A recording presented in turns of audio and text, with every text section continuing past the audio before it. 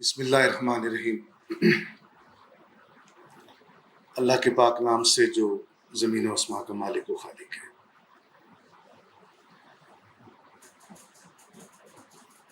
صاحب شام، صاحب صدر اور روفی سرکار اور جتنے بھی صاحب علم دوست یہاں بیٹھے ہیں، آپ کی سماعتوں کا جو بحر ہے وہ تو پتہ چلا عدیل صاحب کی گفتگو سننے سے کہ شاندار بحر میں آپ سنتے ہیں پروگرام کو، اور اس سے پہلے جو یہاں ایک کلام پڑھا گیا اس کو بھی آپ نے بڑے شاندار طریقے سے سنا۔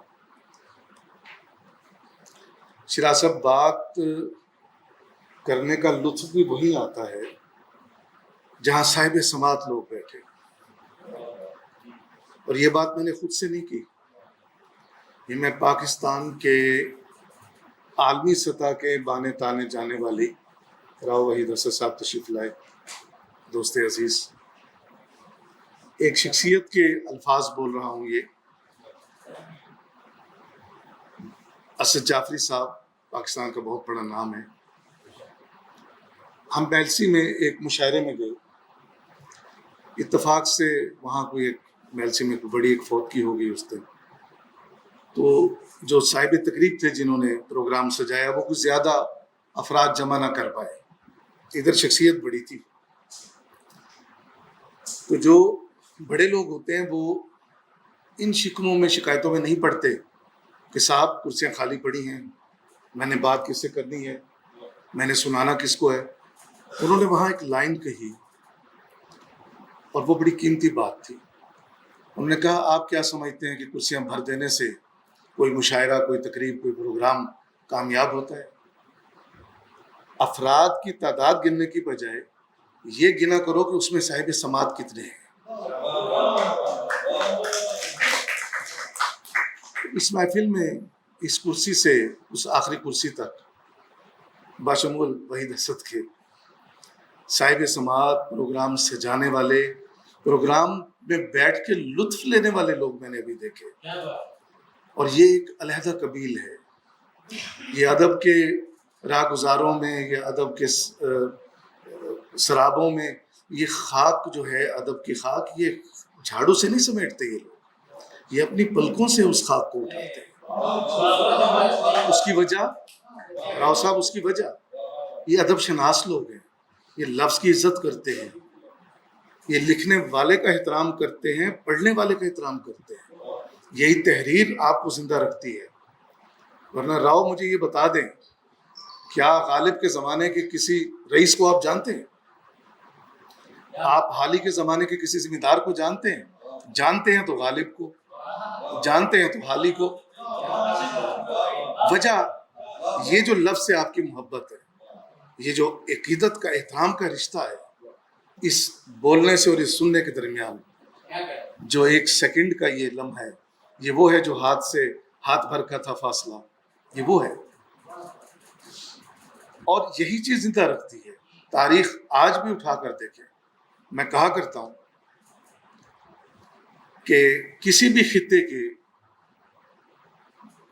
جری، سپہ سالار، جنگ کرنے والے لوگوں کی، ان سپہ سالاروں کی تلواروں کی دھاروں کی نوکوں سے ٹپکنے والے خون کا نام تاریخ نہیں ہے۔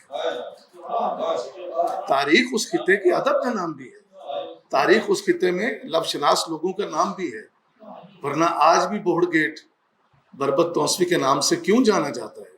کیا وجہ؟ وہ یہاں سے شفٹ ہو گئے، چلے گئے۔ آج بھی بھیتی سراج جو ہے اسلم انصاری کے نام سے کیوں جانی جاتی ہے؟ کیونکہ ان لوگوں نے خدمات کی ہے، سروسز دی ہیں۔ اب ہم آتے ہیں آج کی تقریب کی جانب۔ میں تاریخ کا حوالہ اتفاق سے میرے ذکر میں آ گیا، میرے موضوع میں نہیں تھا۔ ٹرکش امپائر جب چلے ہیں علم اٹھا کے، تلوار اٹھا کے فتح کرنے، تو ہنگری وہ جگہ تھی جہاں راہبین نے انہیں شکست دی، طاقت سے نہیں، عیاری سے۔ اس عیار سوچ کی سرزمین پر ایک شخص یعقوب بن کے پھر رہا ہے.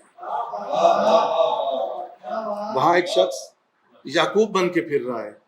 اس کا صبر، اس کا استقلال دیکھنے کے لائق ہے. ہم نے تاریخ میں جس یعقوب کو دیکھا ہے، ہمیں اس میں حمزہ یعقوب نظر آئے ہیں.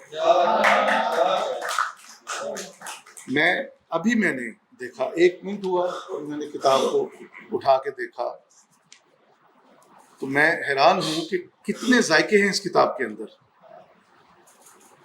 یعنی 2015 سے آنورڈ آپ نے لکھا ہے کہ اس میں آپ کے کلام ہیں. کوئی لمبا عرصہ نہیں، 8-9 سال کی بات ہے.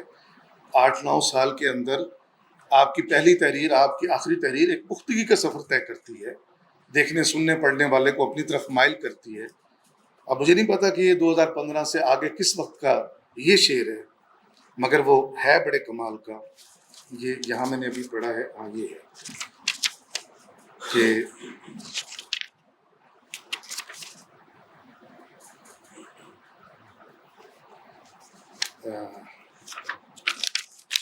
صفحے میں نہیں موڑے ہیں، کسی اور نے بھی موڑے ہیں.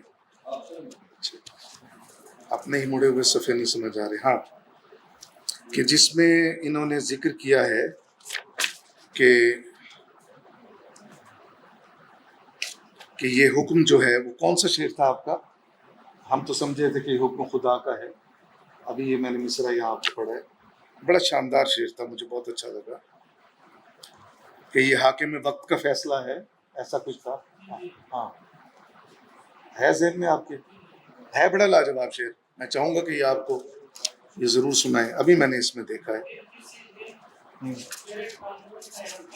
ہاں، یہ